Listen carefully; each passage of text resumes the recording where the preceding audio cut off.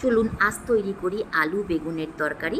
মাছ মাংস না থাকলে এই তরকারিটা থাকতে গেলে পেট পুড়ে ভাত খাওয়া যায়, প্রচুর টেস্টি হয়।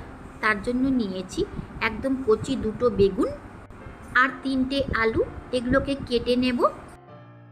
বেগুনের এই বোটাটা কেটে আলাদা করে দেব। আপনি তরকারিতে কেটে দিতে পারেন, খেতে ভালোই লাগে, কিন্তু তেলের পরিমাণটা বেশি লাগবে। এমনিতে বেগুন আলুর তরকারিতে মশলার পরিমাণটা কম দিবেন তো চলবে, কিন্তু তেলের পরিমাণটা একটু বেশি লাগে। দেখুন আমি লম্বা সাইজে বেগুনকে কেটেছি, আপনি ঠুমেও কেটে নিতে পারেন। আর বেগুনকে কেটে নেবার সঙ্গে সঙ্গে জলে রাখবেন, না তো বেগুন কালো হয়ে যেতে পারে। একইভাবে আলুকেও ছুলে কেটে নেব। আপনি চোকাসহ আলুকে কেটে নিয়ে রান্না করতে পারেন, খেতে আরও সুস্বাদু হবে। দেখুন আমি আলুকে এইভাবে কেটেছি, আপনার যেমন ইচ্ছে করে সেইভাবে আলু বেগুন কেটে নিতে পারেন। কেটে নেবার পর আলু আর বেগুনকে বেশ জল পাল্টে পাল্টে ধুয়ে নেবেন, যেন একটুকু নোংরা না থাকে। রান্না করার জন্য কড়াইকে গরম করে দেব 2 টেবিল স্পুন সরিষার তেল। আপনি সাদা তেল দিয়েও রান্না করতে পারেন। তেলটা গরম হয়ে গেলে কড়াইয়ে দেব আলু। একে ভেজে নেবার জন্য দেব নুন আর হলুদ। ভালো করে মিশিয়ে নিয়ে 1 থেকে 2 মিনিট খোলাতেই নেড়েচেড়ে রান্না করব।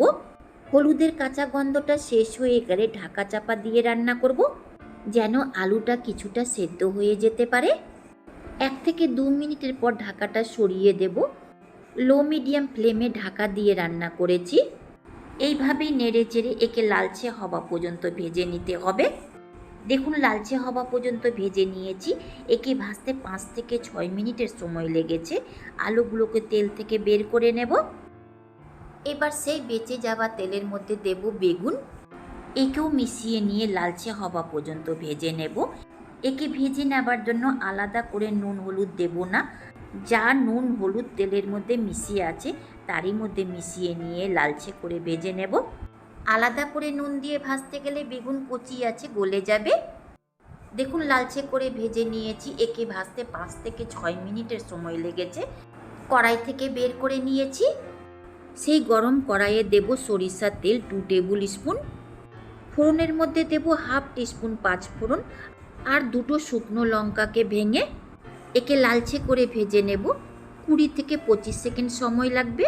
যখন এর থেকে খুব ভালো একটা গন্ধ বেরোবে সেই সময় দেব একটা বড় সাইজের কুচনো পেঁয়াজ আর 2টো কাঁচা লঙ্কা। একে তাড়াতাড়ি সফট করার জন্য দেব অল্প পরিমাণে নুন, যেহেতু নুন আলু ভাজার সময়ও ব্যবহার করেছি। একেও নেড়ে চেড়ে লালচে হওয়া পর্যন্ত ভেজে নেব। আপনি ঢাকা চাপা দিয়েও ভাজতে পারেন। আমি খোলাতেই নেড়ে চেড়ে 5 থেকে 6 মিনিট ভেজে নিয়েছি। দেখুন লালচে হওয়া পর্যন্ত ভাজা হয়ে গেছে। এর মধ্যে দেব 1 টিস্পুন আদা রসুন বাটা। মিশিয়ে নিয়ে এর কাঁচা গন্ধ যাওয়া পর্যন্ত ভেজে নিতে হবে। খুব একটা সময় লাগবে না, নেড়ে চেড়ে 1 মিনিট মতো ভাজলেই এর কাঁচা গন্ধটা শেষ হয়ে যাবে। মশলাকে ভেজে নেবার জন্য দেব উষ্ণ গরম জল। মশলার মধ্যে দেব 1 টিস্পুন জিরা, 1/4 টিস্পুন গোলমরিচ পাউডার, হাফ টিস্পুন কালারের জন্য কাশ্মীরি লাল লঙ্কা পাউডার, ঝালের জন্য হাফ টিস্পুন লঙ্কা পাউডার বা স্বাদ মতো, হাফ টিস্পুন হলুদ পাউডার, 1 টিস্পুন ধনে পাউডার। এই মশলাকে জলে ভিজিয়ে ব্যবহার করতে গেলে তরকারিটা খেতে আরও সুস্বাদু হবে। জলের সাথে মিশিয়ে মশলাকে 50% মতো ভেজে নিতে হবে। দেখুন মশলাতে হালকা মতো তেল ছেড়েছে। এই সময় দেব ভেজে নেওয়া এর মধ্যে আলু। আলুর সাথে মশলাকে মিশিয়ে নিয়ে ততক্ষণ ভেজে নিতে হবে যতক্ষণ মশলা আর আলু থেকে তেলটা পুরোপুরি আলাদা না হয়ে যায়।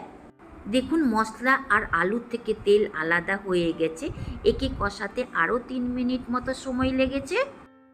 দেব এর মধ্যে 1 গ্লাস উষ্ণ গরম জল।